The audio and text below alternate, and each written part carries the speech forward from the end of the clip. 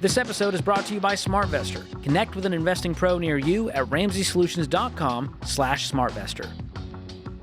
Patrick's in New York City. Hey, Patrick, what's up? Good afternoon, gentlemen. Thank you for taking my call. Sure. I'm 66 years old, in relatively good health, still working. I own my own business.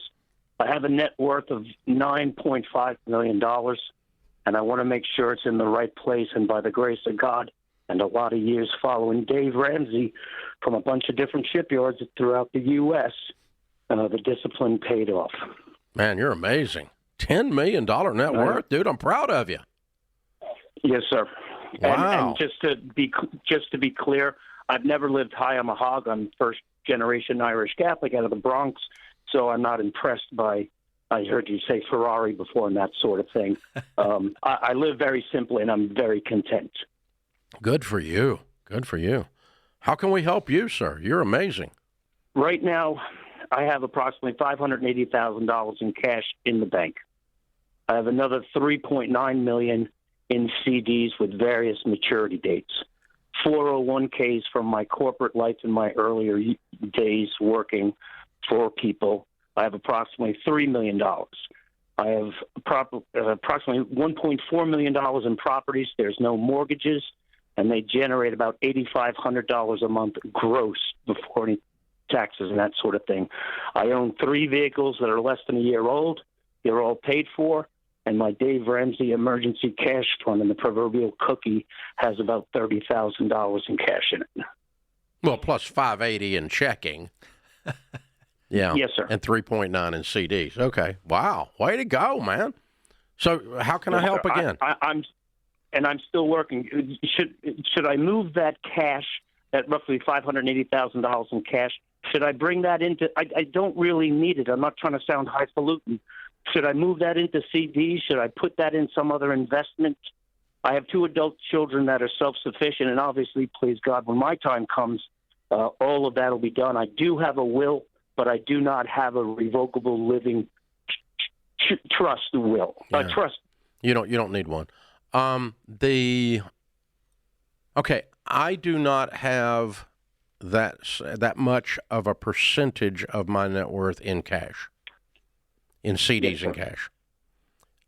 Instead of doing that, you don't need that 3.9. You're not even using the income off of that 3.9 or that 580 for that matter. And those could easily be put into something very simple, very low key, into some mutual funds and make you about 3 times more money. Okay? And so if you got $4 million and it earns you 3%, what is that, $120,000 a year? Did I do that right? Yes, sir. Okay. And if it doesn't earn you 3%, but it earns you 10%, that'd be like $360,000 a year. So that money sitting in CDs cost you $250,000 last year. Good Lord. It should have been invested well.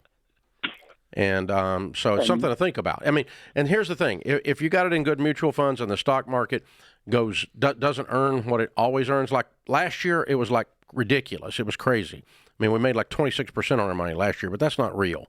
This year, we're down 5% year to date. Okay? But we have a little war going on and a couple of other things. And so, but the overall market, I mean, look, right, I just pulled it up a minute ago. It's down 2% year to date. So you would have lost a little bit since January 1 after having made ridiculous money last year. But the average is you're going to make way more than you would on a CD. And that's why I don't park that kind of money in cash unless I'm using it for something like retained earnings here at the company. We've got substantial cash position with that. But in terms of my personal investment portfolio, very small percentage is actually sitting in cash. If I'm parking money, like I've got some money right now, as an example, parked in an S&P 500 fund, so just a mutual fund, and I'm going to be buying some real estate with it later.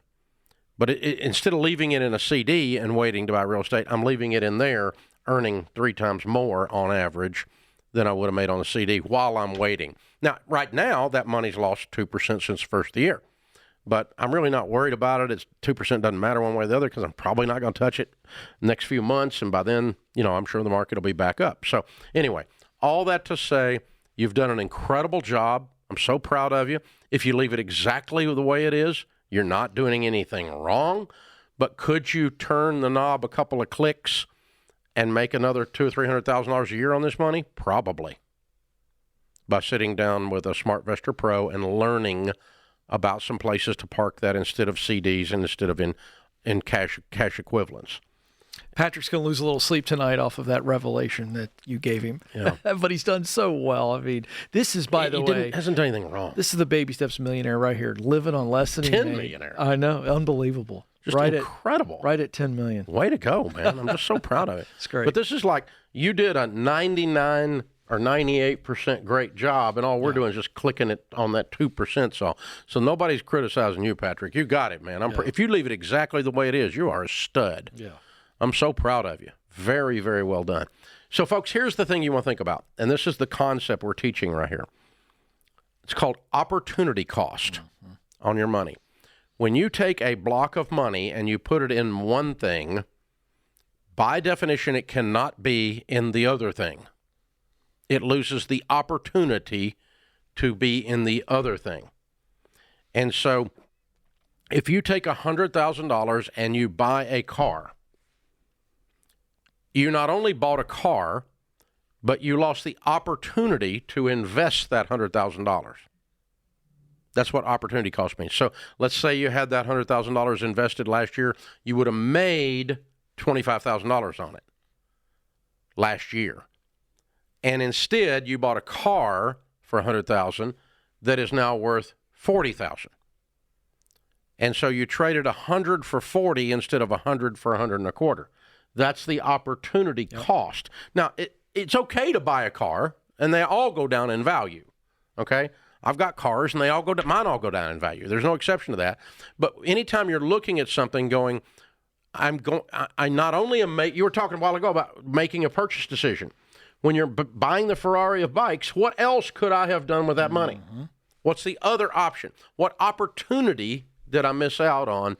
And so if you got $1 million invested, or it's sitting in a coffee can in your backyard in cash, and it didn't make a dime, or it could have been in a growth stock mutual fund last year and would have made $250,000, you lost the opportunity by doing the coffee can to do the $250,000. Yeah, it's a great illustration. And I actually did have a guy call in one time that had I remember money the story. buried in a coffee can. How much was it? It was not that much. It was like $500,000. But I'm like, dude, do you not understand that cash in a steel coffee can, the old metal coffee cans, it's going to rust. Yep. And then bugs are going to get in there. The cash is going to actually get destroyed. Yeah. So when your relatives dig it up, it's going to be like this little green powder. That's all that's going to be left. And that's what you traded your $500,000 for because you're a paranoid freak. And so, oh my God, literally buried it in the backyard. No kidding. I mean, whew. You know, I actually know a few. I know a few people that their relatives will be out there with the old metal detector, looking through the backyard when the old man kicks it because we know he's crazy and he buried the money back there. But you missed the opportunity. That's what you need to think about. And it's always a good thing to say, gosh, if I buy a $100,000 Mercedes and 20 years later, what would that $100,000 be worth? And 20 years later, what's that Mercedes worth? Mm-hmm.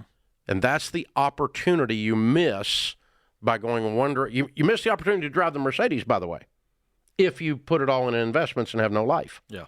So you ought to get a good car too. That's okay. Yeah. But just think about, try not to think about the idea of the purchase or the investment as only this. It's if I do this, what else could I not do? What opportunity am I missing? And so I guess, in modern lingo, we might call it FOMO. Yeah, that's exactly right.